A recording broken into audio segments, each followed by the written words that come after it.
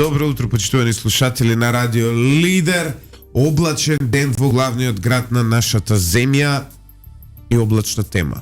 Ово утро повторно разговараме за онкологија, овој пат Ивица со личноста која во моментов е најповикана. Ја би рекол мрачна тема. Ќе се согласиш со мене? Како? Мрачна тема, не мрачна како времето ово утро. Добро утро за Рашела Мизрахи, која води анкетната комисија за случувањата на онкологија, се извинувам за погрешната буква, иако многу од новинарите ја грешат во текстовите. Рашела, докаде работите на комисијата? Што имате до сега и што да очекуваме во наредниот период? Анкетната комисија е формирана со 2 месеци работно време. Во првиот месец 30 на дена, кој што комплетираше на 3 ноември, се заврши со распитот на сведоците кои што беа повикани, односно на оние кои што одлучија да присуствуваат на анкетната. Беа повикани околу 62 тројца за распит, да кажеме, на анкетната комисија. Присуствуваа 52, десетина со различни изговори зошто и како не присуствуваа. За некој од нив навистина немам коментар. Од одредени кои што присуствуваа дополнително, решија да присуствуваат без да ги достават документите и актите кои што беа побарани од нив, што ја намалува вредноста на распитот, поради тоа што ако немате документација за распит, тогаш што ќе поставувате како прашање. И тие за мене беа симптоматичните, да кажеме, моменти во распитот. Сега веќе се разгледува документација, се одлучив, иако формално правно овој месец е за носење на заклучоци. Јас се одлучив да овој месец да го поменеме во разгледување на стенограмите од распитот на сведоците и експертите повикани и дополнително материјалите и актите кои што беа побарани. Знаете, беше многу комплексно поради комплексноста на темата, обемноста на темата и поради тоа што немаше примерок за тоа како анкетна комисија би функционирала во собранието. Значи заврши распитот? Заврши распитот. Може да ги дознаеме и да ги прославиме оние кои што не се одзваа на распитот? Па видете, за мене беше симптоматично народниот правобранител што не кеше да присуствува. На втората покана за последниот ден, 3.11, беше повикан повтор пат екс-министерот Венко Филипче, како и еден од директорите на ОСОМ, кои што решија да не присуствуваат, иако и за обајцата неформално имам информации дека може да присуствуваат, беа во државата. Дополнително, односно беа и во Скопје. Дополнително на првото сослушување на екс-министерот Венко Филипче, тој изјави дека стои целокупно на располагање 24/7 за сите материјали, за се што може да помогне на анкетната комисија. Меѓутоа, на тој ден кога беа присутни Јовевски, Оливер Спасовски, министерот и така натаму, иако актуелниот министер еве и 2 пати беше повикан, Оливер Спасовски, тој се појави, екс-министерот Венко Филипче. Само да заклучиме, за разлика од анкетна комисија во Американскиот конгрес, во Европскиот парламент, во Израелскиот кнесет, каде што имаше студии завршено, вашата анкетна комисија нема право да нареди стражно приведување, како што имаат овие парламенти, така? Апсолутно е така. Меѓутоа, земете во предвид не само што ги нема можностите да нареди или со полиција. Да стражно приведување, класика, како судот што има право. Анкетните комисии, како и надзорните расправи, се толку супремирани во работата на собранието за истото да се стави во позиција на субмисивност или издавач на колективен имунитет за криминалите на извршната власт. И како во таквата поставеност за мене и чудно што еве стигнавме и до овој момент и сум трекна. Значи Венко Филипче не го баравте вие како експерт од пракса, туку го баравте како човек избран од собранието, со одговорност пред собранието, за работа што извршувал додека одговарал пред собранието. Така? Апсолутно. Исто и директорот на ФАЗОН, без разлика што извршната власт е пак пред вас одговара. Токму така. Значи не може вие да правите распит за скандал, кој што буквално скандал, траурна ситуација во онкологија, занемарувајќи го министерот на дадениот сектор, кој што ги води здравствените политики во дадениот сектор. На крајот на денот и согласно законот за влада и согласно закон за органи на управа, на врвот на таа пирамида, од како екстензија на извршната власт имате министерот за здравство и директорот на ФАЗОН. Тие се обајцата избраници од извршна власт. Ајде да додиме значи зашо се уште има многу луѓе кои што не разбраа. Какви се ти биолошки лекови? Што значи ова? Од кога ова во Македонија се применува? Според сознанието кој што јас ги имам, биолошката терапија, односно Херцептин, почнува да се зборува дека се носи во државата 2012 година. Она што јас го разгледував попрецизно е периодот од 18 до 22 година. Значи во 2018 година клиниката преку така наречен условен буџет за Што е тоа условен буџет? Вака сега. Самите клиники имаат основен буџет кој што го добиваат од ФСО. Значи парите на здравствените установи доаѓаат од ФСО, Фондот за здравство. осигурување. Во одреден момент чинам дека во 13-та или 14-та година се решава да се формулира така наречен условен буџет кој што би ги задоволувал потребите на одредени категории преку здруженија на граѓани, тогаш се прави притисок, одредени категории на пациенти за кои што е потребен медикамент кој што е надвор од оквирот на она што е основни медикаменти кои што Тоа е на позитивна листа што на се позитивна листа. Добро. И тогаш се прави тој условен буџет и на условен буџет паѓа и биолошка терапија и други типови на терапии кои што се нели за поретки или по Да, таа висока терапија во конкретниот случај е за борба против ракот. Апсолутно, да, Добро. тоа е како нова линија на терапија која што би требала драматично повеќе после примање на Значи на едно од најсофистицираните Да. денес на светско ниво, Да, не јас. само овде, Точно, терапии за апсолутно. болни од Ние рак. објаснуваме затоа што се уште малце лепде е тема, нели добро. мораме. Так. Сега, она што лепде ја имаме таа терапија, ја имаме вашата анкетна комисија по оние објави на пред се на неделникот Фокус, уште една честитка до колегите за тој мега скандал, најголем здравствен скандал во историјата на Македонија кој го открија, каде што открија Се согласувам. се и се што Мизрахи, може ли, еве, за нашите слушатели да ни кажете што досега откривте што е најшокантно, што или можеби навистина е во ред, можеби па колегите од Фокус само така си измислувале. Така. Преди се и јас би сакала да им честитам на колегите од Фокус, меѓутоа и генерално на седмата сила, сите новинари, истражувачкото новинарство било пресудно, круцијално за да се расветли, да кажеме, случајов, докаде што е расветлен ден денеска, па е на крајот на денот, да кажеме, и за формирање на анкетната комисија. Јас би ве навратила еден чекор поназад, да ја раскажеме приказната на биолошката терапија, за да стигнеме до дефектурите на системот во овој момент или пак во моментот на настанување на истражување од Државниот завод за ревизија во 2021 година. Значи, во текот на 80-та година до месец март се евидентирани преку така наречениот условен буџет 8 медикаменти од типот на биолошка терапија во клиниката за онкологија. Што значи дека клиниката распишала тендер и се набавила биолошка терапија 8 медикаменти поради цената на медикаментите во лимитирани количини. Тука првин почнува најавата од страна на Венко Филипче дека во државата ќе се носи биолошка терапија, дека ќе има спектрум на биолошки медикаменти, 20, 30, 40, иновативни, што е за пофалба. Нели, кога ќе го чуете тоа по медиуми, вика да, најновата светска терапија ќе се носи во Македонија. Она што Значи, ова е 2018. 18-та година. Она што е дискутабилно и кое што беше представувано и во неколку наврати на анкетната комисија од моја страна, па дури и во една PowerPoint презентација која што ја представува за работата на Универзитетската клиника за радиотерапија и онкологија, е тоа што од 18-та година кога почнува овој разговор помеѓу министерот и јавноста, клиниката за радиотерапија и онкологија е повикана да даде листа на медикаменти, нивни јачини, биолошка терапија, зборуваме само за биолошка терапија и количини кои што им се потребни.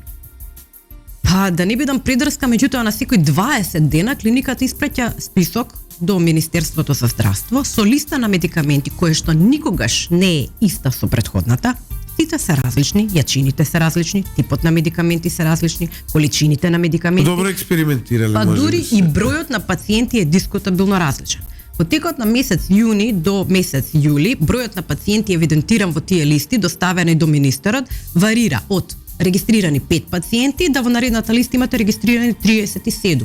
Дали ова нормално е во светската пракса? Апсолутно не. Во работењето на една клиника, во работењето на било која установа земете, вие не можете да не знаете колку луѓе имате вработено, колкави количини ви се потребни, колку кафе ќе набавите за тек на денот, а камоли да не знаете колку пациенти имате кои што ви ротираат во секторите. Таму има сектори на онкологија, значи има раководители на тие сектори, имате депо во кое што знаете колку медикаменти влегуваат, колку излегуваат и може да направите и едноставна пресметка на количините на медикаменти кои што ви се потребни.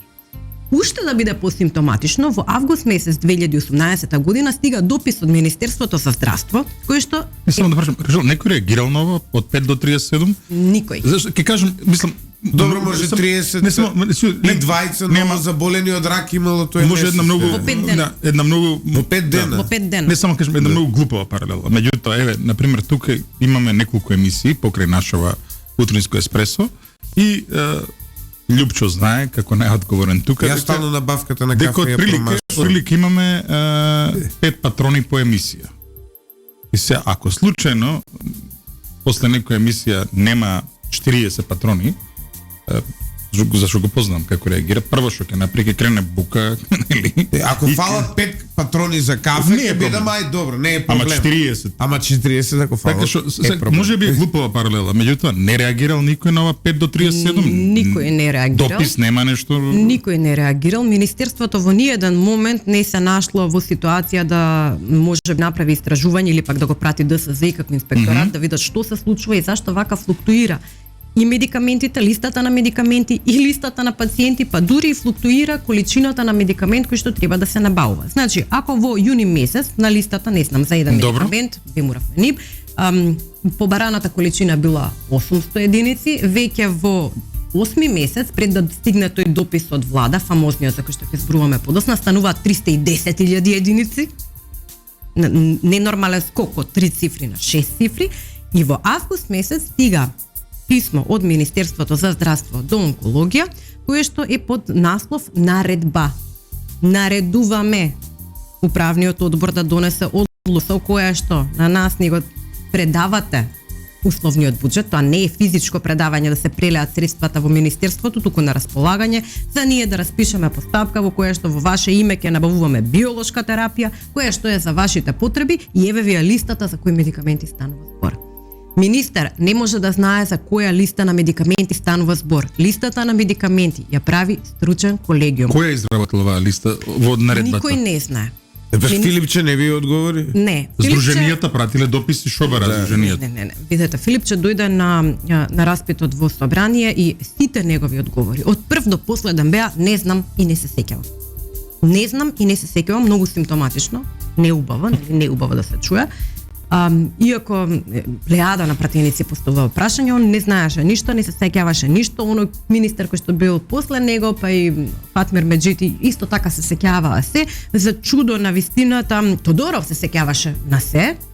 Луѓе од кои што работеле во институциите 15-та, 16-та и 17-та година се сеќаваа се, меѓутоа Венко не се сеќаваше на ништо. Ова мал се Веднаш наликува после на манипулите чисти раце во Италија, кога никој ништо не се сеќаваше, си текнува кога Ди Пиетро им влезе со... Мене кога објавив класифициран документ кој ме праша на суд кој ми го даде, ја викам мислам дека беше Заев, може да беше Шоич, не се сеќавам, темно беше.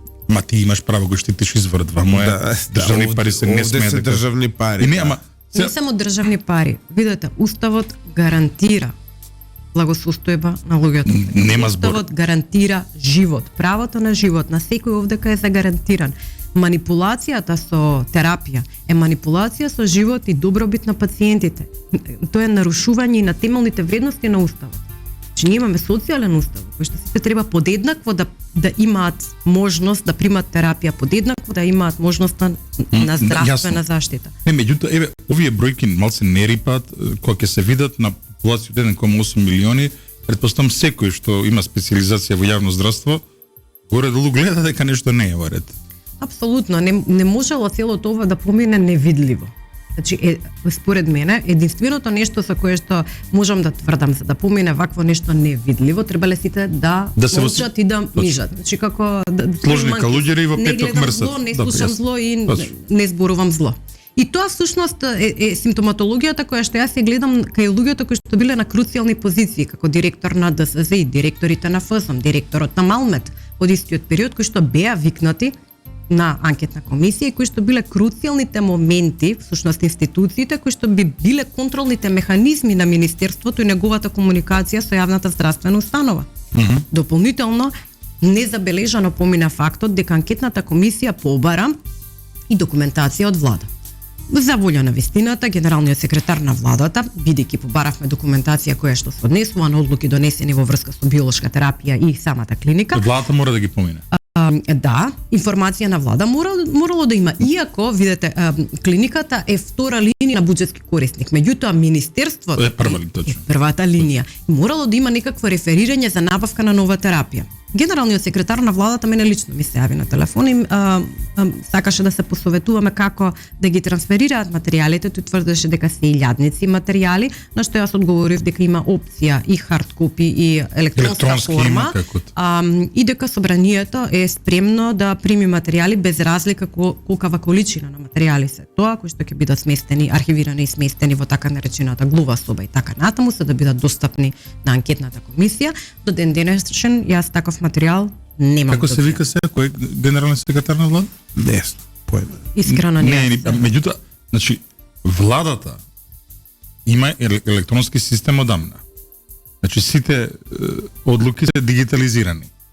Значи може да го дадат во едно USB, така? Не знам дали Методија Димовски. Не знам дали е така. Така се вика, Методија Димовски. И самата клиника требала да има електронски систем за евиденција, ама некако зател. И Министерството треба да има национален систем за евиденција, ама зател. Односно не функционирало 2018 година понатаму. Значи имате traceability 0 во рамки на самата клиника. Се извинувам, кратко е Уцевски, сега го отворив, Методија Димовски се вика. Кој е ликот? Па, овде стои дека човекот има завршено дипломирано и е магистар по географски науки. Да водиш, добро, може знае. да ја водиш бирократијата на... Мислам, не може го познава релјефот на Не, мене ова ми е... Географски науки. Географски науки. Па ви пробаа со правници како Рашковски се изгореа, пробаа со не знам што беше деко? Мислам дека политиколог е. Сега веројатно да географија стига. Извини. Меѓутоа не, да се вратим, ама не може, пази се, значи владата одговара пред како може генерален секретар на влада да не предаде документација, како ќе работите вие? Видете, Ивица, Значи владата одбива да соработува со... Јас на вистина имав друго мислење за значењето на и тежината на зборот пратеник кога влегов во првиот ден во собранието и кога го добив мандатот од граѓаните и довербата на граѓаните. Јас сега разбирам дека на пратенички прашања извршната власт може да ти одговори со не ти одговарам, може да не ти достават материјали, па дури инстанциите кои што се, да кажеме, експозитура на извршната власт, назначените лица во раководни позиции на одредени институции на извршната власт може да достават материјали, тоа е моје лично сомневање, кои што се полни со недостатоци, односно архивскиот материјал да биде делумно, а не целосно испратен до собранието, на барање на собранието. Меѓу останатото и од личниот пример со кој што се соочив со анкетната комисија. Да добиете вие материјал од 30 кусур илјади страници, архивски материјал, во тотален хаос, каде што ниедно бројче, архивско бројче, ниту дата не се споредува со наредното, во кој што вие ќе поминете денови на под во собрание, во својата канцеларија, само да ги распоредите за да сватите каде се почнало и што се правило, да сватите дека се работело надвор од законот за архивска граѓа, такви архивски бројчиња, такво архивирање не постои во оваа држава. Како у фирмава постои се знае број на договор и стои горе. Не, владата ви кажам ако сакала. На базата на медикаменти за биолошка терапија на укроп, од архивски број 850 крос и така натаму, документацијата е во тотален хаос и архивирањето е во закон. За која сума збориме на пари? Тоа е многу интересно. Тоа е многу интересно. Условниот буџет на клиниката се парите на клиниката за биолошка терапија. Доколку го земате во предвид дека во 19-та година со првата набавка, рамковен договор на Министерството, клиниката имала буџет од 308 милиони. Тоа се во евра 5 милиона. 308 милиони. Директорот го свикува управниот одбор и на управниот одбор му елаборира за потребите, кои што многу интересно во еден документ се потреби, а во друг документ до кабинет на министер се ословени како реални потреби. И тогаш цифрите се троцифрени, не се веќе 6 цифрени. Имаме дистинкција помеѓу реални и нереални потреби, многу интересно. Значи директорот го свикал управниот одбор. Како тоа реални и нереални, не знам, тоа е целото документирано. На една страна викаат имаме потреба од толку, ама реалната потреба не толку. Значи, во Мурафенип имаме потреба од 130.000 парчиња. Доаѓа наредбата 8 месец, 9 месец се праќа писмо до кабинет на министер. Значи, ова е се во 5 до 20 дена разлика, во кој што директорот вели реални потреби, бројот на пациенти е пак 4, веќе не е 37, и реални потреби се повторно 900 ампули. Oh my god. А кај отидоа овие други, бе? Као ти да вие 37? Апсолутно не знам што да ви кажам. Дополнително не знам што да ви кажам за фактот дека директорите по бајцата го свикуваат управниот одбор. На управен одбор се дискутира за набавката на биолошка терапија потребна за нашите пациенти. Се елаборира од директорот според изгасот на членовите на управниот одбор, надворешните членови беа свикани, а председателката на управен одбор не можеше да присуствува на анкетната поради тоа што некако симптоматично имаше патување баш до последниот ден на работата на распитот на анкетната комисија и во тој состанок на управниот одбор гласа преземање, значи, на Министерството за здравство на условен буџет за набавка на биолошка терапија во вредност од 900 милиони. Што ги нема клиниката. За после 5 дена управниот одбор да е свикан пак за да гласа 950 милиони. Неверојатни, кои што клиниката никогаш ги нема. Значи прогресијата од колку тргнавме? Они реално имаат 308 милиони. Што гласале 950 милиони значи, во од набавка? 308 стигнавме до 905. Точно. Значи отприлike Ја заради тоа трикратно. поставив прашање на еден од надворешните членови на управниот одбор, дали се чувствувате изманипулирано и дали сега се кајате за вашето учество во управниот одбор, на кој што тој одговори да и да. Кој е човекот? Бидејќи во Законот за здравствена заштита, покрај надлежности на директори, имате и надлежности на управниот одбор. Јас се извинувам што ќе направам еден упад во разговоров, меѓутоа од работата на анкетната комисија ќе ви кажам дека ми се гади физички кога некој ќе ми рече реформа.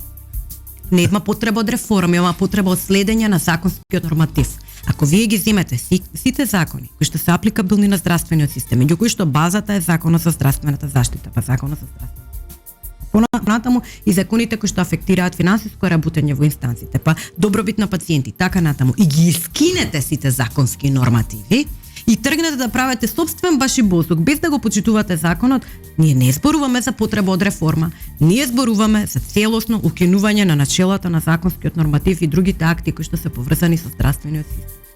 Во раководењето на дадениот министер, кој што го афектира периодот, Венко Филипче, на набавка на биолошка терапија, здравствениот систем бил незаконски, беззаконски, без никаков норматив. Здравствената политика било да се кршат здравствените закони.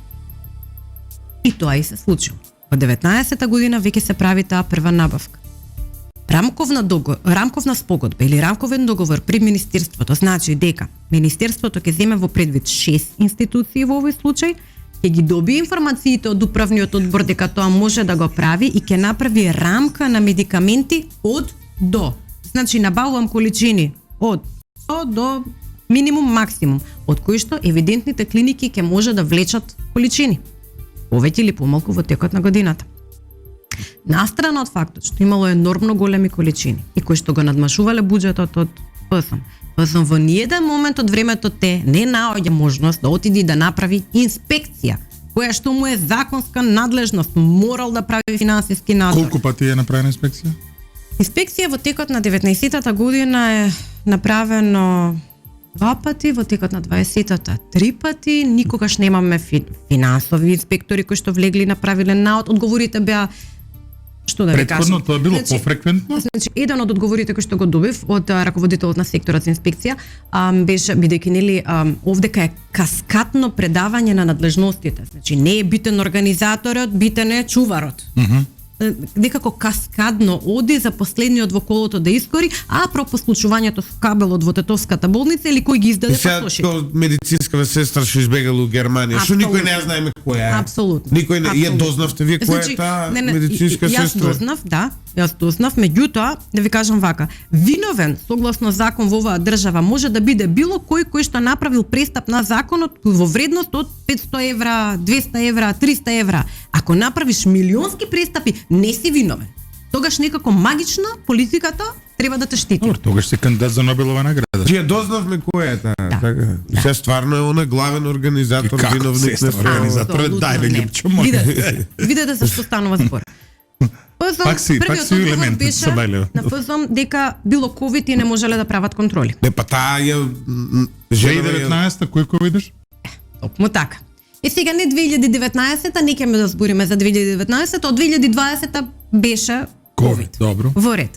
Дали на представки од граѓани имаше контроли? Да, па како вие за едно правевте контроли, за друго не. Каде ви одлуката дека не треба да правите вие контроли? Прво имате електронски систем, вие влегувате во електронски систем и гледате колку е задолжувањето на клиниката. Зашто што станува збор? Ако сакате во вашата експертиза да дојдете пред анкетна комисија и да ги манипулирате пратениците, мислејќи дека тие ќе бидат недоволно подготвени за проблематиката во која што вие работите, многу се лажете. Многу се лажете, никој не е ни толку наивен, ниту мало дете, за да може, ниту е на таа позиција, ние сме сите адулти, ние сме 40 спектрум до 50 години старост, значи веќе сериозно навлегување во познавање на системот како би го подобриле, а не знаење за ние да не знаеме што да ви поставиме како прашање. Трета работа беше изговорот дека веќе немаат инспектори. Да, точно е, во текот на владењето на режимот имало 30 медицински инспектори во ФСМ, сега има 10. Зошто? Во текот на режимот имало 18 финансови инспектори во ФСМ, сега има 3. Нам, на зголемен буџет на фонд. Или блескаме. Ај платите на фондот се Блескаме. Така да. Е супер. Значи фондот не ги врши контролите, мижи со едно око. 2015 отприлика колку контроли имало? Видете, тие се редовни и вонредни контроли. Добро. И сега, ако земете дека редовните контроли би требало да бидат квартално обавени, ние ќе имавме барем квартални извештаи за финансовото работење и здравственото работење на клиниката. Ние ништо тако не гледаме. Како нема квартални? А годишни? Сега. Има многу интересен феномен. Во текот на 23-та година ФСМ решава, кога почнува уга буга, доаѓа Фатмир Меджити како нов министер, одеднаш веќе медиумите сега со промена на законот за кривична одговорност на медиумите кои што прваше во 12-та чина или 13-та година во време на режимот, сега медиумите се слободни да говорат што сакат, ама никој не ги слуша. Не приметувате еден феномен страшен, никој не ги слуша Ние го новинари. живееме тој феномен. И одеднаш под притисок на медиумите Фатмир Меджити вели што се случува. Бидејќи имаме и разрешување, односно давање на оставка на еден директор во 22-та година на претходникот на Фатмир Меджити. Доаѓа ФСМ во инспекција, наодите се еквивалентни на наодите на ДЗР, ама тој инспекцијски надзор од 23-та се однесува на 21 година. Феноменално. Не на 23-та. Не, на 21 година. И јас од таму можам да црпам податоци дека ФСМ доколку благовремено постапил, можел да го стопира процесот со своите наоди за работењето или неработењето согласно закон на УКРО. Зошто? Заради тоа што можело многу лесно да се увиди дека клиниката е во апсолутен хаос. Апсолутен хаос. Ма не, тој хаос, ма е, зашто тоа се случува? Одговорноста на директорите за тој хаос. Ма не директорите, гледаш целата Значи, линија. директорите влечат една линија, јавно ќе говорам за ова, мислам дека нема потреба веќе да бидеме осилени рукавици. При крајот сме на расправата на анкетната, јас се обидувам, искрено се обидувам да бидам најнеутрална до крајот на работата на анкетната, бидејќи позицијата председател на анкетна комисија тоа го побарува од мене.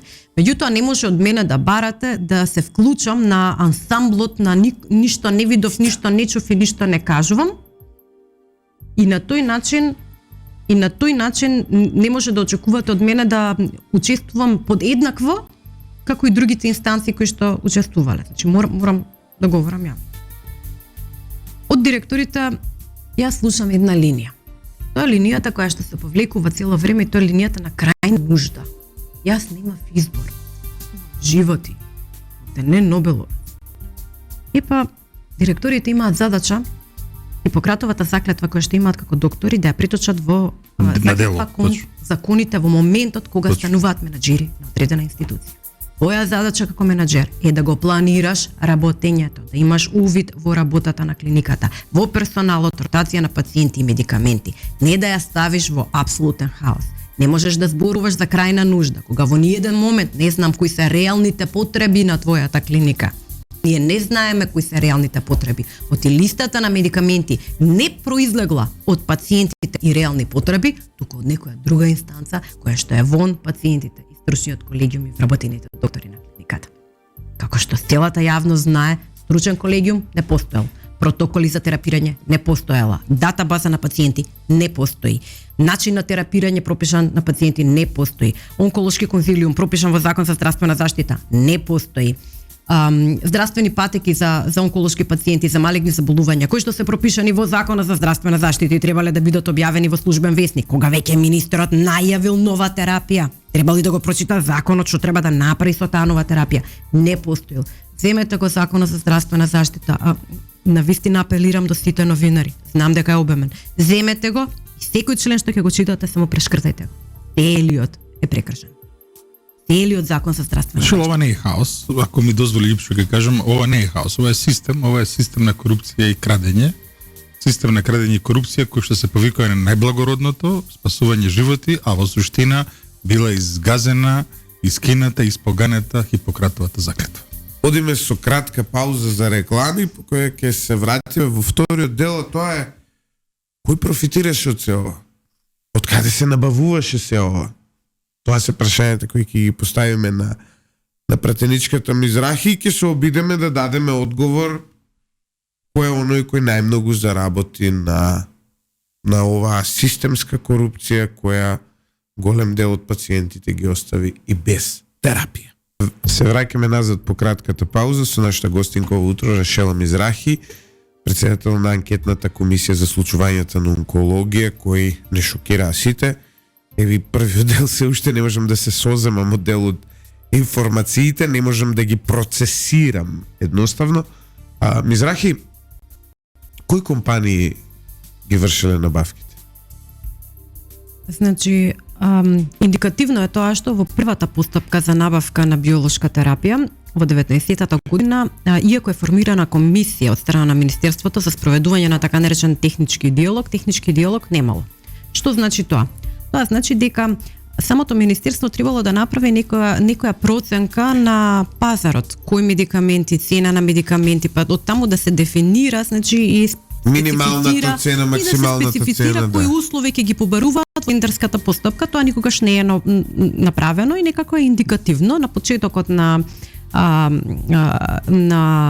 создавање на амбиент на набавка на биолошка терапија веќе од страна на министерството и понатаму влечење на количините од одредените инстанции од јавни здравствени установи, меѓу кои што не е само онкологија, рековме дека тука е радиологија, тука е неврологија, значи се 6 институции вкупно. Се појавуваат 8 компании, денеска се веќе 5, што значи дека компаниите на одреден начин се пребиваат една со друга, најверојатно компетитивно по прашање на цени и на тој начин остануваат се помалку. Не би можело да кажам повеќе детали во однос на компаниите од една едноставна причина. Разберете ме како сакате. Кога беше повикан на Малмет со сите раководители на сектори кои што требаа да даваат објаснување за компаниите, бидејќи Малмет или Биро за лекови постареме, да биде појасно за граѓаните, треба да прави контрола на квалитетот на медикаментите, меѓутоа и контрола на самите медикаменти во рамки на државата. Што тоа значи? Од влезот во веледрогерија, кога ќе влезат медикаментите во веледрогерија, Малмет веќе од царина има електронски систем кој што знае дека влегуваат во државата, понатаму во веледрогеријата, испраќа смо инспектори кои што ги отвараат кутиите со медикаменти, потврдуваат ладен ланец, земаат примероци кои што се за испитувања, кои што одат на 2 инстанции или пак во Институтот за јавно здравје или на факултетот за фармација, и од кога ќе дојдат наодите дека се е во ред со медикаментите, истите може да бидат транспортирани до јавните здравствени установи. Многу интересно е тоа што иако материјалите не беа доставени благовремено од страна на Малмет, со изговор дека имале плејада на материјали, они не знаеле што нас ни треба и се навраќаа на некои бројки, на вкупен број на инспекцијски надзори во државата. Тоа одговараат на анкетна комисија на собрание. Апсолутно. Значи, таква дрскост. Вака, сега ќе ви кажам. Како се вика главниот на Малмет? Не би сакала сега да зборуваме за имиња, меѓутоа беше повикан Роберт Бекировски, кој што беше контакт лицето на Малмет, актуелен директор, кој што требаше да зборува за што е заменик директор, да, бил актуелен директор во тој период, за кој што станува збор. Индикативно беше тоа што сите повикани членови од Малмет, чинам дека беа 4, 2 и 3, 8 души, сите одговара со член на закон за што е задолжението на Малмет. Сега за јавноста да објасниме што е задолжението на Малмет. Рековме дека после направената контрола на квалитет на медикаменти во веледрогерија, медикаментите може да се дистрибуираат, доколку има овластување за тоа веледрогеријата, до јавните здравствени установи. Малмет прави вонредни и редовни контроли. Редовните се со најава. 3 дена унапред најава на веледрогеријата, ние ќе дојдеме во контрола. Во наредите не се со најава. А за компании кои што направиле профит поголем од 10 милиони, чинам стои во законот, може да се прави така наречен комбиниран инспекцијски надзор, во кој што значи се комбинираат различни институции кои што доаѓаат да прават инспекцијски надзор. Ние информации за тие инспекцијски надзори не добивме. И сега зошто? Тие викаат, ние во ниеден момент не сме овластени да го проверуваме квалитетот на медикаментите или држењето на медикаментите во јавните здравствени установи, апропо прашањето дали имало медикаменти затворени во канцеларија на директори, за кои што само директорот бил овластен да ги издава. И апропо фактот дека на секој издаден документ за подигнување на терапија на пациент, наместо главната сестра да отиде во депо и да го земе медикаментот за пациентот, тој лист доаѓал кај директорот морал да стави параф преку целиот лист за да се издаде терапијата.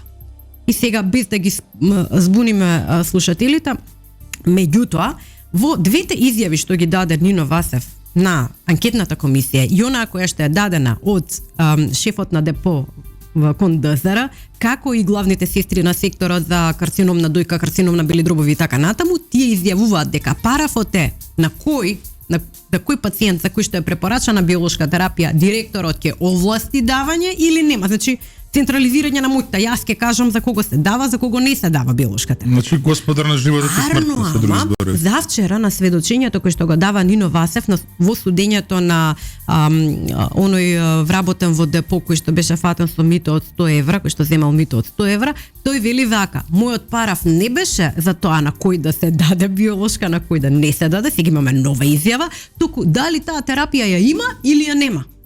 Аха.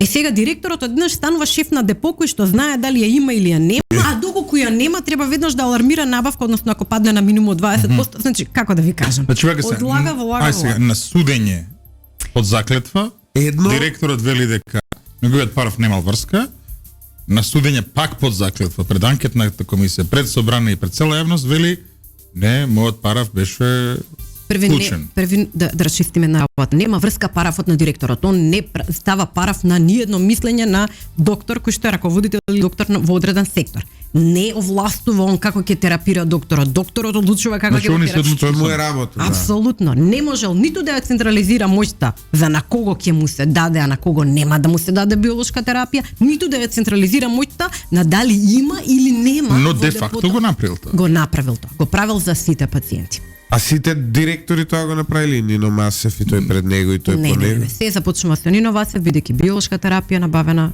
нема пред Нино Васев. А по него?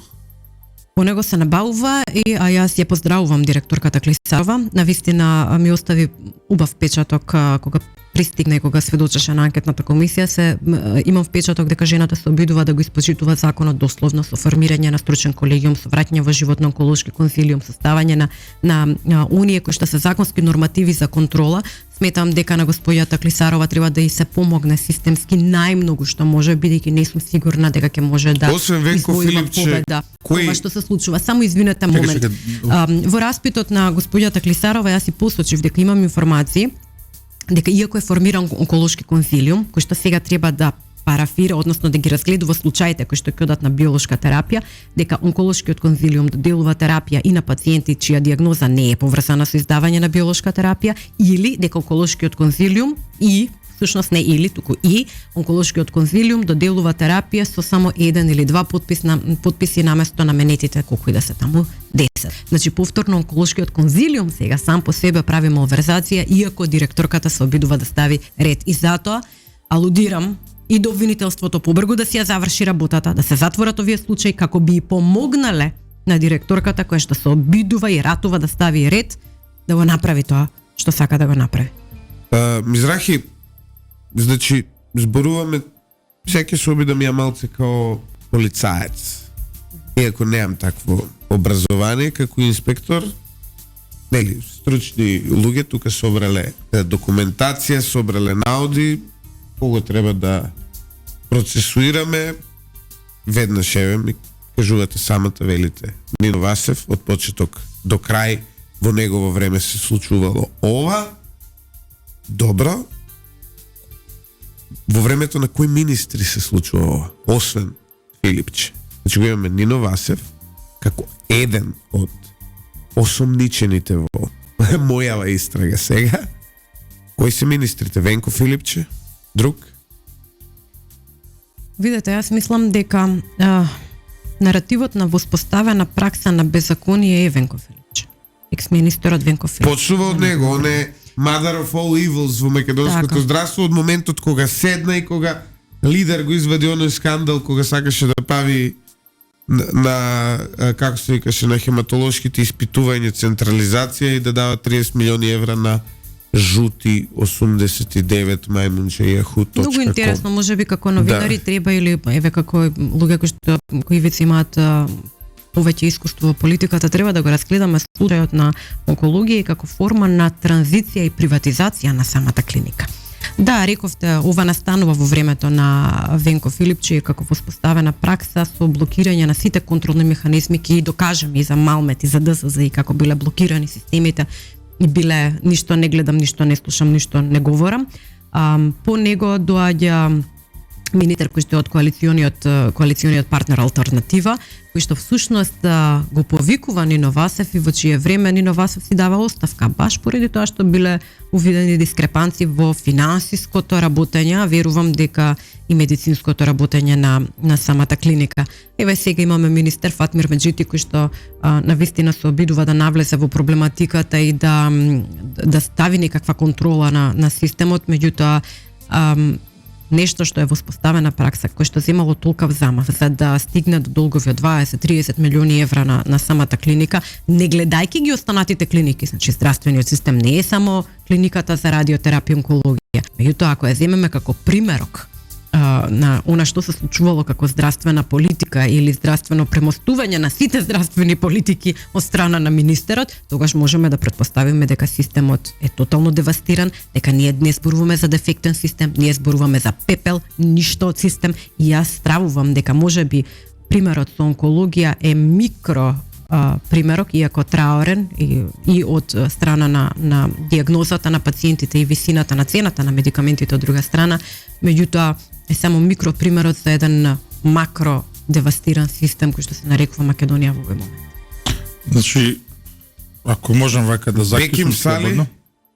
Беким Сали е оној кој што изнудува оставка од Нино Васев. Па И да тој е го првиот поздравиме кој што- ова, види. Да, Ова треба да. да го поздравиме се. Видете, многу симптоматично. Беким Сали реагира на дописите кои што ги чита односно она што го чита од медиумите. Тој реагира и вели чекајте да провериме што се Што му е случува. работа на Фатмир Меджити политичар исто се на така. крајот на крајшта. Меѓутоа Малмет цело Тој време тие што треба да контролира. точно. Значи баш тие За нив нема допрен глас. знаете како е ова, министерот за внатрешни работи реагира, а инспекторот кој е Да. надлежен за тоа И директорот на пуша БЈБ цигари, не го да, интересира. пуша цигари, нив Да. не ги интересира. Точно. Баш тие кои треба да го спроведат тоа, знаете како тоа. Имавте доколку ја следевте анкетната, за мене лично имаше и хистерични изјави. Хистеричниот кој стил? Значи Бухова, господјата која што сите знаеме како наша спасителка за време на ковидот, значи даваше изјави како директор Со на ДСЗИ, фризурката, за да. време на ковидот, и мене ми беше навистина драго да ја видам пред да почне самата анкетна како човек. Меѓутоа она имаше на мене лично семи хистерични изјави од типот на ние сме за хигиена и санитет, ние сме за хигиена и санитет. Не, вие по закон не сте за хигиена и санитет. Вие сте за целосен инспекцијски надзор над работата на установата и од клинички аспект, што се утврдува и со записниците на инспекторите. Сега, симптоматично е што во периодот од 19 до 21 година секогаш двајца исти инспектори прават инспекцијски надзор над работата на оваа клиника. Секогаш се двајцата исти. И на крајот имаат еден формулар во кој што има табеларен приказ во кој што вика проверени клинички патеки. Дали има клинички патеки установата? Да. Колку примероци проверивте од пациенти? 20, 18, 15. Клинички патеки процедури никогаш немало. Што проверувале тие луѓе? Па уште проверував 15, 18, 20. Значи, бидејќи табеларниот приказ е на тој начин лажен, јас прашав зошто не ги доставивте материјалите од управната постапка. Инспекцијски надзор е управна постапка. Инспектор тој на ден, тој, значи има Бил таму записник. така да. записник, физички записник. Де доаѓале кај сега. нас од Министерство за во контрола, нели, пошто они контролираат тоа со авторските права. Култура. Доаѓале во контролот, не е култура, не е Министерство за информатичко општество и администрација. секогаш после контролата и ние сме го имале како контролиран субјект, радиодифузер во случајот, сме го имале записникот од инспекцијскиот надзор. Да ви мора да го имаш. зашто го нема записникот од управната постапка од инспекцијскиот. Да, истото е, да. Истото е.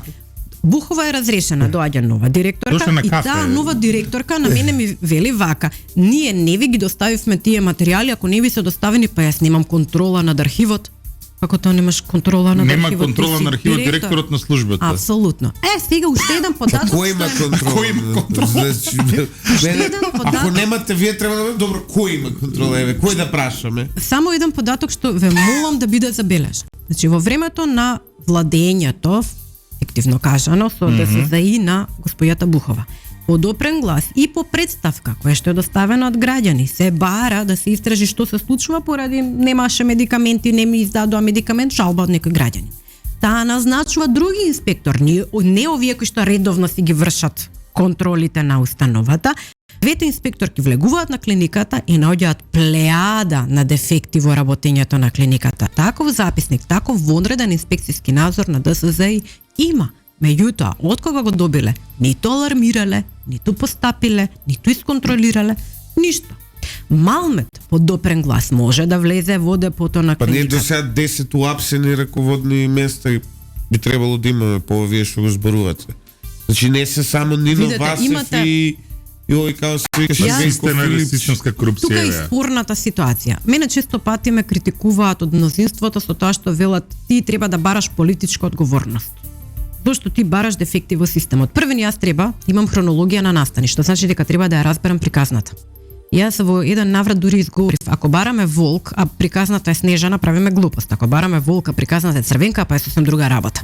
Значи први морам да ја видам приказната. Приказната укажува на фактот дека има прекршување на плеада на закони. Само на укро, јас Ма ние Јас овде во мојот немаме исказ еден дадов волк, имаме 37. цел- Имаме глутница. Глутница. Имаме затоа што вие имате дело и со чинење и со нечинење. Ке мижам, едноставно не гледам. Тоа се случило. Второто е малку Контролните тешко да се механизми- докаже, барем во судска постапка. Не, многу едноставно да се докаже. Законот превидува што треба да направите, како треба да изгледаат вашите контроли. Ако вие сега ми кажувате дека контрола ФЗМ направило на финансиското работење во 20-та година и установило дека се е во ред, тогаш ДЗР лаже. Некој лаже. Ако ДЗР го имало извештајот и конечно го представува на директорите и тие стои во извештајот дека не даваат забелешки, го прифаќаат во целост, може да укажува само на една работа. Јас имам грб, не ми можеш ништо. Така е. Па да, во случај Така е. така и Така е. доаѓа. Јас Не ти личи ова Лјупчо дека системот 1 евро за вицето се пренел на станал национална политика? После 2017-та? Мене така ми личи. Ивица, значи, да го тргнеме едно евро за вицето. Овде реални луѓе и нивните животи биле загрозени. Никој Овие не го- луѓе биле таму пациенти, дел не добиле, голем дел не добиле никаква терапија, иако заслужувале да добијат терапија, не добиле живот од еден ден плюс, иако заслужиле да го добијат тој еден ден плюс, макар еден ден да е, еден час да е, една минута да е, сето тоа го заслужиле тие пациенти. И проблемот е што овие скотови се денес слободни луѓе.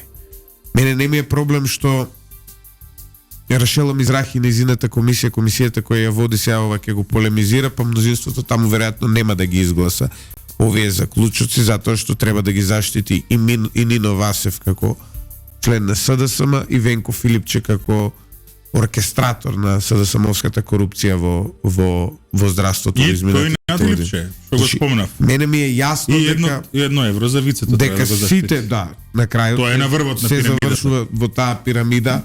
Тука е нормално ќе оставиме и Златко Пановски, каде што неговата керка со години му дава по 3, по 5, по 2 милиони евра тендери незината клиника на својот татко годишно, што онака ако има пример за конфликт на интереси, Тоа е примерот за Не, конфликт на видете, интереси. извинете што ќе ве прекинам, имаше и такви дискусии, дека ќерката на господинот Пановски е на хематологија, дека невенчаната супруга Смичкова е на Да. онкологија, дека има тука магичен триаголник. Меѓутоа, доколку, затоа и да се вратиме на Малмет, доколку сакаме да установиме што се случувало со велодрогериите, дали тие работеле законски, дали имало фиктивни фактури, дали може би, Дали како воопшто ги давале реверсите? не ни влегле дел од лековите, а се продавале таму.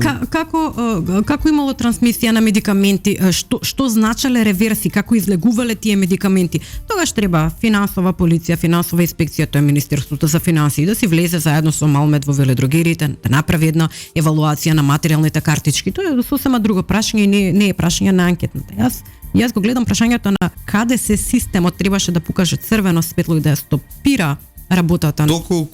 Доколку ова остане неразчистено, а мене натаму ми одат работиве барем до избори дека ова нема шанси да се расчисти, затоа што обвинителството спие, затоа што истражните органи спијат, доколку ова не се разреши, тогаш се поведува во прашање на друга работа, тоа е дали е безбедно воопшто вие да отидете на лекар, знаете.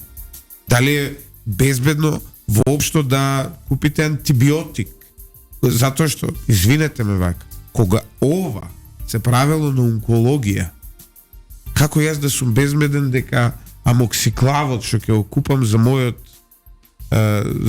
не знам, за запалење плуќа, дека не е всушност отров кој некој го увел во Македонија како кој знае што. Ти благодарам за ова прашање и мислам дека ми помогна на мене лично твоето прашање сега.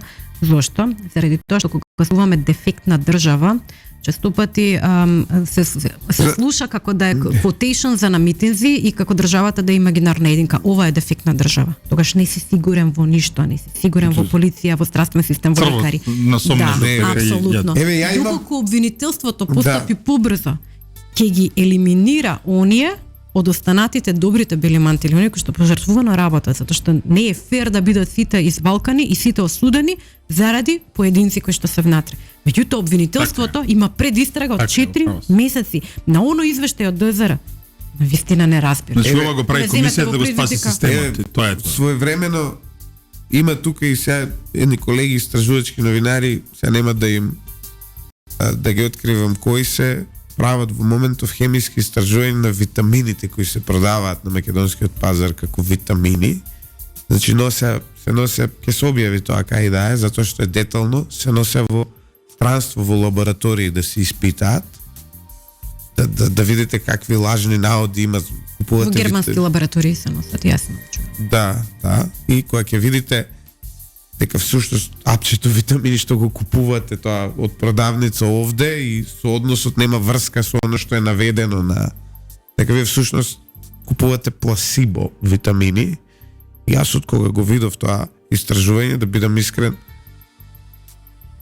прво за моето дете во странство купувам во Србија витамини, мислам, што е, замислете каде да живееме, кога треба да запалам кола, да идам до Врање да купам Д витамин за бебенце, од една страна, од друга страна, кога за нас користиме за повозрастните, па има некои брендови кои се точни и е така. И трета работа, постојат компании кои лажно дали представуваат лекови како произведени овде, а всушност се произведени во Кината. Јас завчера, мора да кажеме, кого сакаме да спасиме. Завчера бев во Букурешт, редовна вакцинација за грип. Имам тотална верба и во сестрата, и во докторите, и во да си кажам. И ова што го прави Рашел е токму тоа, да ги спасиме тие луѓе кои што се на првата линија на фронт. И не само тоа, него реакцијата на докторите. Се сеќам, мајка ми е пензиониран лекар, кога пукна аферава, буквално целата фела рипна на нозе, затоа што ова ги загрозува сите нив. Видете, на моменти се обидел во нивно име да прави ваква злоупотреба. Лично, како човек на моменти се чувствувам и делумно навредена, заради тоа што во работата на анкетната вложив многу сила и многу енергија, започнувајќи со тоа како стигнаа материјалите до разглобување на секоја секвенца, истражување странично за да видам дали одредени документи кои што фалат или не фалат се веродостојни и дали може да им се верува во континуум на приказната, да не бидат извлекувани само како конец од платното, обвинувајќи некој. Мојата тенденција ни најмалку не е да се најде обвинет или да се бара политичка одговорност на човек за кој што не треба да се бара политичка одговорност. Не ова хајка на вештерки, не ова СЈО-то од на времето. Туку ја бараме вистината во цел да ги заштитиме оние кои што ни најмалку не се виновни. А тоа е мнозинството на бели мантили. Веќе, што велиш, црвот е навлезен да сите се сомневаме дали е бел мантил доктор или е некој маскиран во бел мантил. Или некој дали е човекот доктор кој што работи по Хипократова заклетва или по пазарна заклетва. Значи дали е дилер на медикаменти или е лекар. И навистина тоа е нашата реалност без разлика дали сме од една на друга политичка група самото тоа, извинете, кога ќе отидам на лекар и кога ќе ти препишат одредено апче и ти викаат земи го од тој производител, понекогаш може да значи дека докторот навистина ви мисли добро и затоа што тој производител има подобри апчиња, но понекогаш и не понекогаш најчесто значи дека тој доктор всушност зема процент од препишани. Ама немојте да заборавите дека за да се стане доктор, за да се помине ни специјализација, животот врви во меѓувреме, значи треба да формирате и семејство, приватниот аспект. Луѓето посветиле 10, 15, 20 години од својот живот само на едукација и до едукација. Значи си го посветиле животот верувајќи дека помага, тоа е повеќе. Добро, Нино Васев е лекар, и Нино Васев е доктор, и Нино Васев Хипократова заклетва поднел и Нино Васев лечил најтешко болни од рак. Но сите злоупотреби од the mother of all evils, што би рекле американците во овој случај, почнуваат откако Нино Васев седнал на директорската позиција. Ама не можеш да вадиш така паралелиза. Гледаш таки Боки е 13 беше газда на медиум, ти си газда на медиум. Ама ти си газда на медиум. Газда на медиум. Јас сум новинар. Значи, јас сум новинар. Боки 13 ниту го имал моето образование, ниту го имал моето новинарско искуство. Ама не можеш да влечеш паралела. Боки 13 не можеш да го споредиш. Боки 13 никогаш не бил новинар. Може да ме споредиш со Герол, со Никола Младенов, може да ме споредиш со Боријан Ивановски. Можеш и таму да најдеш и позитивни и негативни примери, и црни и мрачни, но не можеш да ме споредиш со некој кој не е од мојата фела. Истото важи и за не е газда, не е мојата фела газда на медиум, мојата фела е новинар. Исто како што неговата фела не е директор на клиника, неговата фела е лекар. И како што јас би требало да ги следам етичките норми на новинарството, најмногу што можам, така и тој би требало да ги. Тој има заклетва, не новинарите немаме заклетва. 2000 години. Тоа е олеснително кон мене, што ние не се колнеме за разлика од има етички кодекс. Но дој тоа е дискутабилен, секој си користи различен етички кодекс. Знаеш, како бе така не може да е. Така не може да Мирче Адамчевски кодекс, од мене не ми одговара на мојот стил на новинарство, викам ова не ми интересира. Не ова мојот кодекс. Зборимо на одбрана на јавниот интерес е последното што е новинарот. Сите кодекси го има тоа. Но Нино Васев е нешто сосем друго. Нино Васев е лекар, Нино Васев Хипократова заклетва поднел и кај Нино Васев оделе луѓе со цел да си го спасат животот. Или на близко. Ако јас направам грешка, може да ме максимум што може да направам одговорност е да ме тужат за клевета и да платам оштета. Ако кога прави Нино Васев грешка, човек умира. Во случајов кога е системска и голема грешката, многу луѓе умираат. И тоа е разликата помеѓу мојата одговорност и одговорноста на Нино. И последното не го заборај. Последното не го заборај. Значи тоа е државен систем, намене да го лечи целото население. А не е приватно нешто, идел некој тамо бркал врски едно друго. Ова треба да го штити секој граѓанин на Македонија. Тоа го браниме. Две работи би сакала само да ве надополнам. Првата работа која што јас ја гледам како сериозна. Земете во предвид дека стигнала наредба од Министерството за кои медикаменти во која јачина како биолошка терапија да се набавуваат од сите клиники, за што одредени директори и реагирале наредба. Втората работа што е многу битна, кога веќе се зима разгледување на вина и дефектура на системот. Надзорот над сите закони во здравството го има по закон министерот за здравство.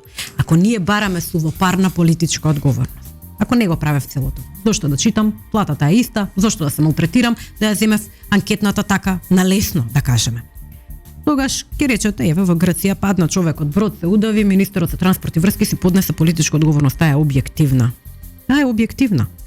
Ти треба да го мониторираш системот и се што се случува во него, дефектура на системот, одговорен е министерот. Овдека и законот тоа го предвидува, надзорот над законитото работење во јавните здравствени установи го има министерот. Министерот не затоел во една точка, во еден сегмент за еден месец. Затоел во функционирање на целокупниот здравствен систем и контролните сателитни механизми, па дури на инстанците кои што се како деца помеѓу него и Министерството за финансии, односно ФЗОМ, во периода од 3 години, агрегирајќи огромен долг. Сега за долгот, за да не биде Мизрахи се фати за парите. Мизрахи се фати за парите од овој аспект. Сега владата вели ќе го покриеме долгот на клиниката. Значи ФЗОМ ќе му се овластат повеќе средства да се трансферираат или влада директно за да се затвори долгот на клиниката. Тоа е како на комарџија да му помагате со давање на повеќе средства. Игра комар, и губи, и дисеминира. Втора работа. Тие средства се наши од буџет, нема други, нема да дојдат од небо. Значи колку давате на една клиника затварајќи дупка тука, одземате од детска клиника, од потребите на кардиохирургија, од потребите на торакална, ургентен, че од другите јавни здравствени установи, кои се тие други пари? Друго работно способно население, други даначни обврзници, одеднаш екстра имаме? Не, затвараме дупка која што има причинител, а причинителот има име и презиме, а тоа е лидерството на здравствениот систем во тој период. Да, тоа е Венко Филипчи. Сега, затоа што ние одделот на кривичко на одговорност во изминатите години го имаме само Ѓоко Поповски, Срамот. за оној Мерцедес или набавки нешто.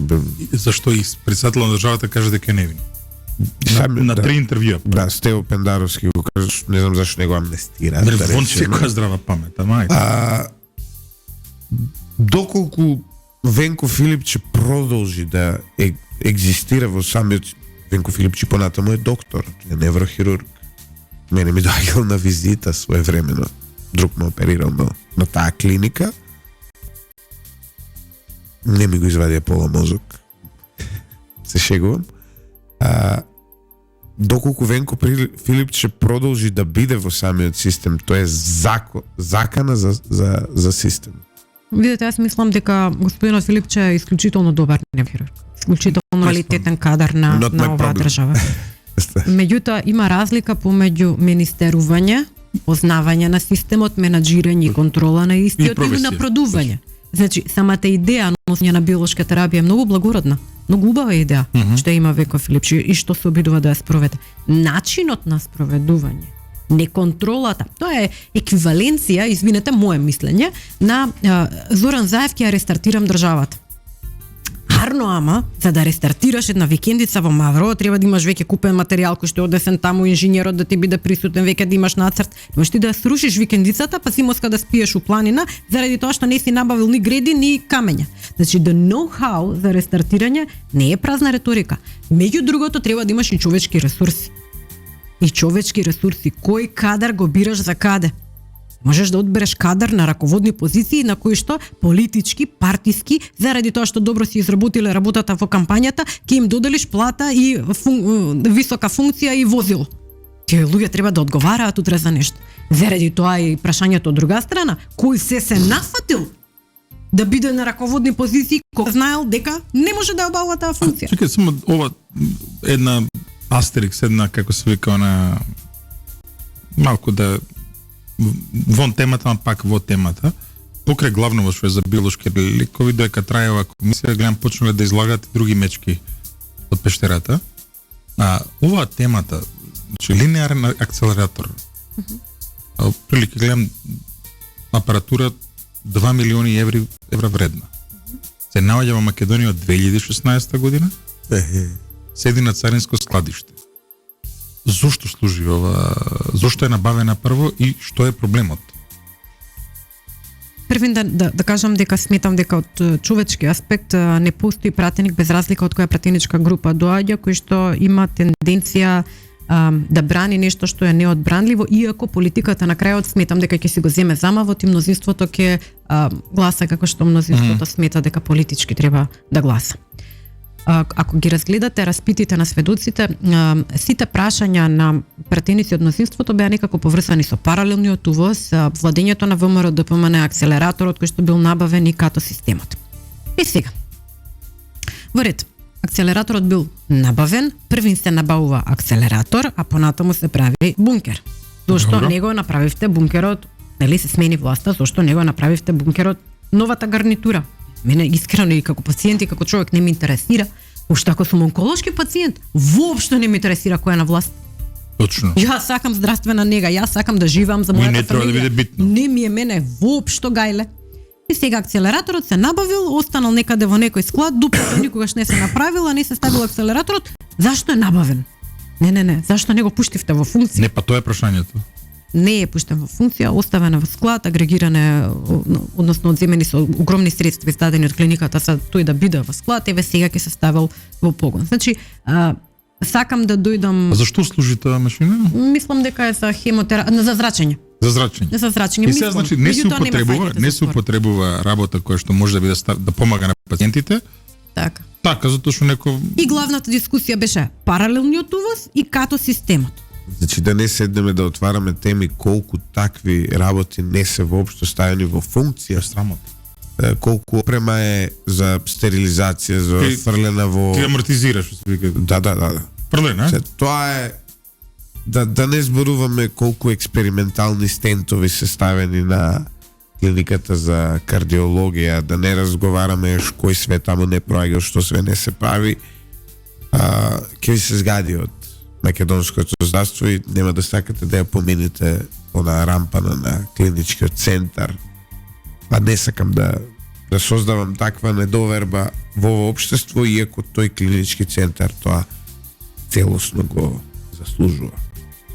И јас, затоа што го следам здравството со години, знам многу работи кои и дури вака и некои експерти од таму, условно кажано, кој би сакал да не ги знаеш, да, кој ќе им ги предочам во лице, ќе ви кажам еден пример после емисија вам, кој ќе ги предочам во лице, ќе онака ме гледа, од кај знаеш ти ова, знаеш, да, така е.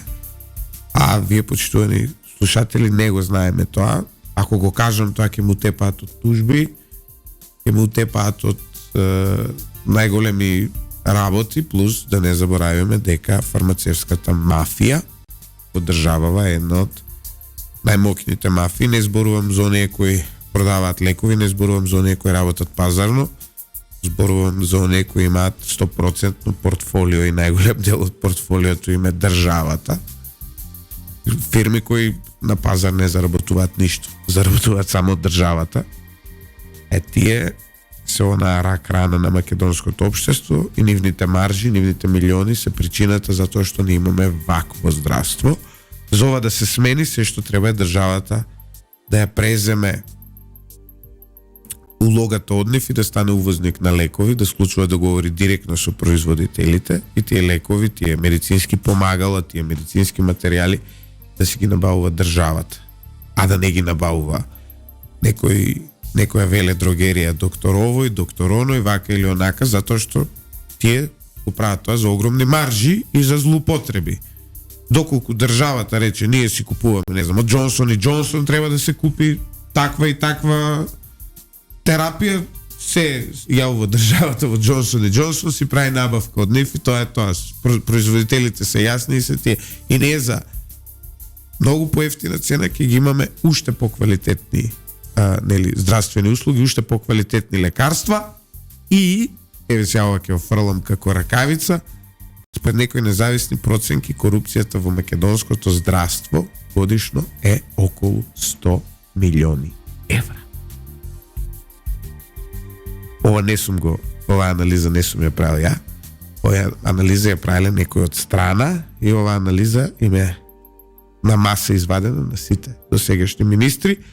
А ако имам среќа да можам да ја објавам, Многу наскоро и ќе ја видите во онлайн просторот во Македонија. Јас би сакала само да кажам дека останувам на ставот дека можам да прифатам дека луѓе кои што се клептократи, дел од мафијашки систем, прават малверзации со јавни набавки за бетон, за канделабри, за што и да е, за медикаменти, за здравје, не прифаќам. За образование не прифаќам. Заради тоа што, како што и кажа претседателката на Сдружение Љубов, сме, чинам дека се вика Сдруженијата на пациенти онколошки, вели, вие може да дојдете на моје место, јас не можам веќе на ваше. Баш така. Мислам дека е повеќе од преседан да се малверзира здравствениот систем, особено кога станува збор за вакви тешки заболувања, за критични, за терминални пациенти. Повеќе од траурно е дека некој би се дрзнал тоа да го прави. Уште пострашно е што е се бара, јас така очекувам да заврши анкетната, да сега се уште амбиентот на позиционирање на виновниците политички е кон одреден број на лица. Прва линија 1, втора линија други, така натаму. Меѓутоа, доколку комисијата не успее да излезе со заклучоци, бидејќи мнозинството е мнозинство во парламентот, па така и во анкетната комисија, тогаш стравувам дека политичката одговорност ќе се прелее на пошироко. Пред да затвориме само, ајде, кој е распоредот сега? Уште што остана од комисијата за да знаеме? Така, во текот на утришниот или значи четврток или петок ќе има закажано, да кажеме така формално кажано, предпоследна седница на анкетната комисија во која што ќе се дискутира за целокупниот систем по материјата. Значи на претходната седница зборувавме само за универзитетската клиника за радиотерапија и онкологија во однос на архивскиот материјал. Сега архивскиот материјал следи за Министерството, Малмет, ДСЗИ и Фондот за здравствено осигурување, и од кој ќе завршиме со нашите излагања, тоа не се заклучоци, тоа се наши излагања како членови на анкетната комисија. Веќе од наредна недела ќе зборуваме за заклучоците. Рокот за носење на заклучоци од анкетната е 3 декември. Искрено се надевам дека беше доволно разгледана проблематиката, во доволно детали навлезено за да на лесен начин може да се стигне до заклучоци, меѓутоа на гледачите и слушателите да им посочам дека некогаш политиката, која што всушност треба да биде наука, ама не е, поправи своето. Пред да затвори Љупчо, само да не забарајме да го честитаме денот на албанската заедница во Македонија, 115 години од Битолскиот конгрес и од кодификацијата на албанската заедница. Денот на мојата сопруга. На Душица посебно да го честитаме роден ден. Да станувам кај да е, затоа што треба да го славиме. Почитувани слушатели, со една бизарна вест ќе го затвориме ова издание на Еспресо со Златев и Боцевски. Генералниот секретар на НАТО Јан Столтенберг во Скопје кажа, вели, во Скопје прв пробав сладолед и полнети пиперки и ја научив и ринге јаја. Неколку дена претходно во Сараево кажа дека првиот сладолед, айскрим или на англиски, за прв пат го пробал во Сараево во 1963-та. Веројатно мисли на Југославија, како дете на дипломата, ние сите си го толкуваме на свој начин. Тоа се не, таму прво кажува ин Сараево, тука кажува ин Скопје. Ова како заев со девојките? Па не, кога видел со кого си има работа, може би помислил дека сите ние сме онакви мајмуни, како оние, кои не владеат.